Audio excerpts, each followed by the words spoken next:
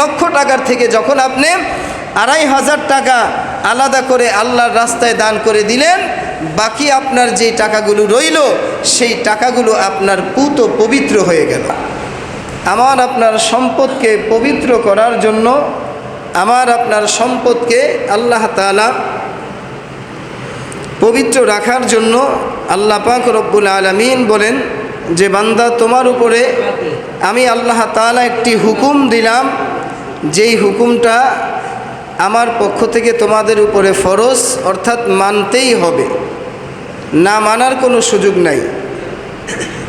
সবার উপরে যাকাত ফরজ না। সবার উপরে কি যাকাত ফরজ? সকলের উপরে ফরজ না। আল্লাহ দুনিয়াতে এমন নিজাম, এমন সিস্টেম করছেন যে এক শ্রেণীর মানুষের উপরে যাকাতকে ফরজ করেছেন, আবার এই যাকাত খাওয়ার জন্য আরেক শ্রেণীর মানুষকে আল্লাহ তাআলা গরিব অসহায় বানিয়েছেন, যে তাদের এই যাকাত দ্বারা তারা উপকৃত হবে, তাদের এই যাকাতগুলো তারা ভোগ করে তাদের উপরে অর্পিত দায়িত্ব থেকে তারা যেন মুক্ত হতে পারে।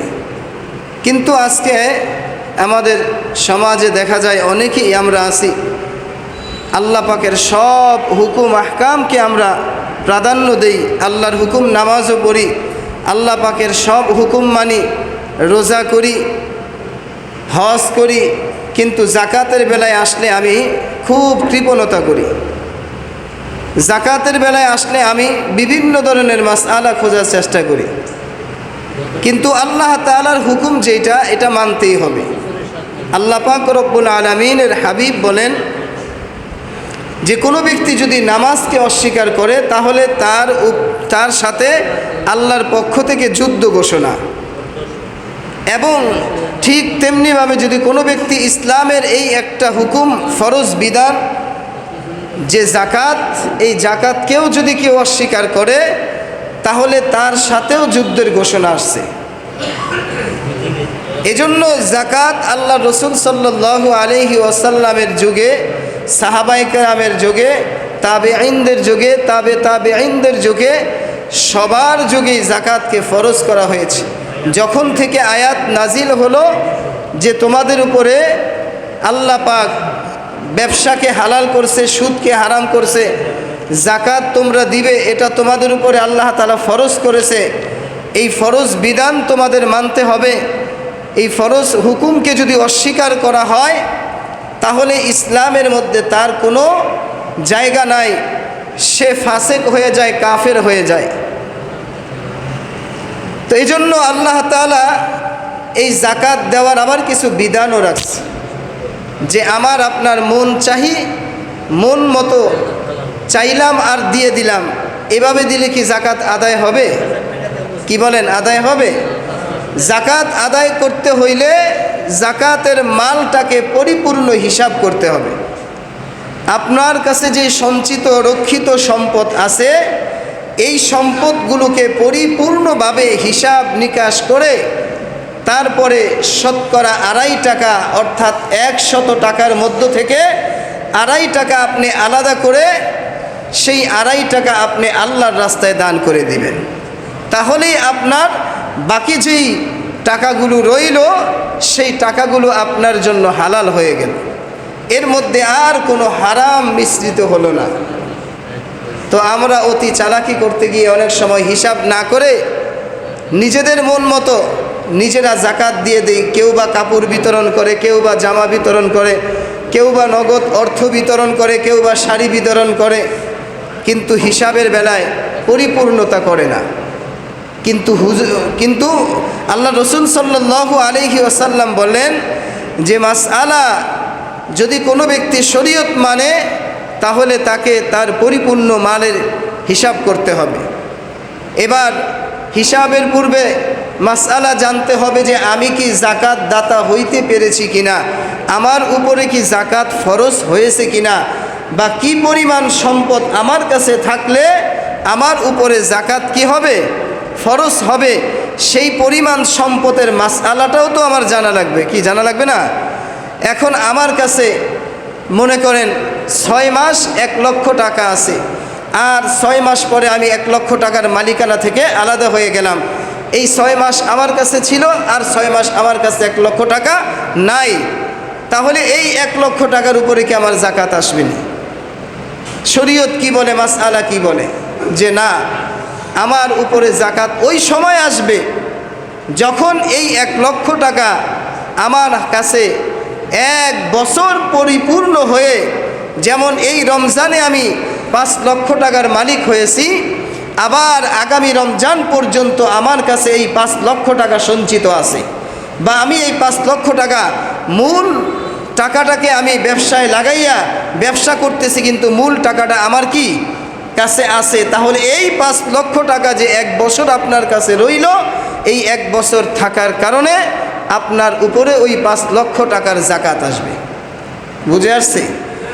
সেই 5 লক্ষ টাকার জাকাতের দেওয়ার বিধান হলো যে আপনি শতকরা 2.5 টাকা হিসাব করবেন, আর 1 লক্ষ টাকায় আপনি 2500 টাকা আল্লাহর রাস্তায় সদকা করে দিবেন। লাখে কত? 2500 টাকা, অর্থাৎ 1 লক্ষ টাকার থেকে যখন আপনি 2500 টাকা আলাদা করে আল্লাহর রাস্তায় দান করে দিলেন, বাকি আপনার যে টাকাগুলো রইল, সেই টাকাগুলো আপনার পুত পবিত্র হয়ে গেল।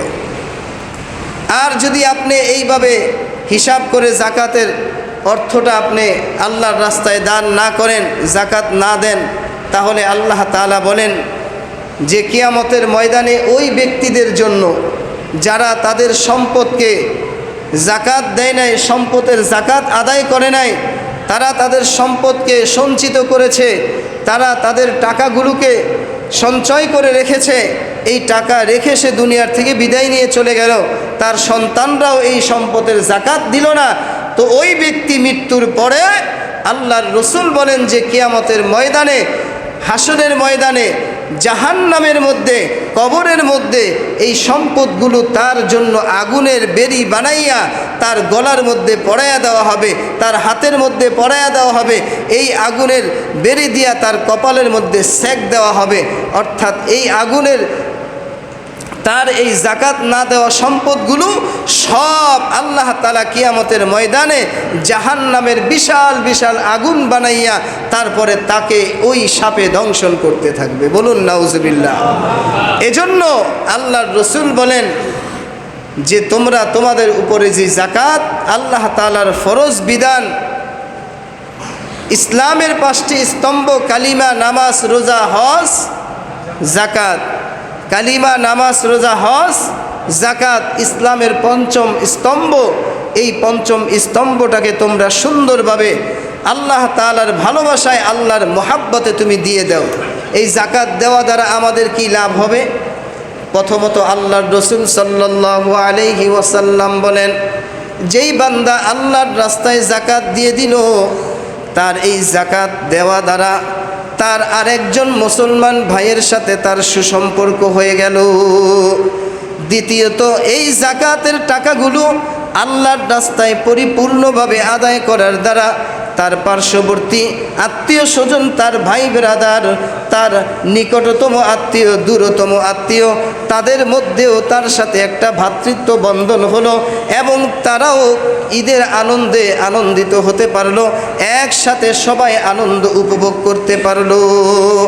কারণ ইসলামের নাম হলো শান্তি। ইসলাম এমন একটি ধর্ম, যেই ধর্মের মধ্যে চায় যে ছোট বড়, গরিব দুঃখী, শিক্ষিত অশিক্ষিত সবাই যেন একই সাথে, একই কাতারে দাঁড়িয়ে, একই সাথে আন্তরিকতার সাথে, ভালোবাসার সাথে সবাই যেন একসাথে বসবাস করে। এটার নাম হলো ইসলাম। এজন্য আমরা আমাদের যাদের উপরে জাকাত ফরজ হয়েছে, মালের হিসাব হলো 52.5 তোলা রূপা, 7.5 ভরি স্বর্ণ, অথবা এই পরিমাণ অর্থ, অথবা বিভিন্ন ব্যবসায়িক পণ্য, বিভিন্ন আসবাবপত্র সব কিছু মিলিয়ে যদি আপনার কাছে 7.5 ভরি স্বর্ণের সমতুল্য অর্থ হয়, বা 52.5 তোলা রূপার অর্থ হয়, এই পরিমাণ যদি আপনার অর্থের মালিক হন, আর সেই অর্থটা যদি আপনার কাছে কতদিন থাকে? কতদিন? 1 বছরের যদি 2 দিনও কম হয়, তাও আপনার উপরে জাকাত ওয়াজিব হবে না, ফরজ হবে না। আপনি যদি 8 মাস এই সম্পদের মালিক রইলেন, বাকি আপনি আর বাকিগুলো যেই 1 বছর পূরণ হইল না, 8 মাস পরে আপনার হাত থেকে এই সম্পদ ছুটে গেল, আপনি আর মালিকানা রইলেন না, তাহলে আর আপনার হাতে এই সম্পদের আর আপনার উপরে কোনো জাকাত থাকবে না। এজন্য ভাই, যদি বুঝে না আসে, ওলামায়ে কেরামের কাছে গিয়ে, হক্কানি আলেমদের কাছে গিয়ে, মুফতি মুহাদ্দিসদের কাছে গিয়ে এই সমস্ত বিষয়গুলো সুন্দর করে হিসাব করে তারপরে আপনি জাকাত দিবেন। ইনশাআল্লাহ বাকি আলোচনা আগামী জুমায় হবে। আল্লাহ তাআলা আমাদের সকলকে আমাদের অর্জিত সম্পদ যাদের আছে, যাদের উপরে জাকাত ফরজ হয়েছে, আমাদের সকলকে এই জাকাতের মাসআলাগুলোর উপরে সুন্দর করে আমল করে পরিপূর্ণ জাকাতের হক আদায় করে আল্লাহ তাআলা আমাদের সম্পদগুলোকে পবিত্র করার তৌফিক দান করুক। সকলে বলেন আমিন।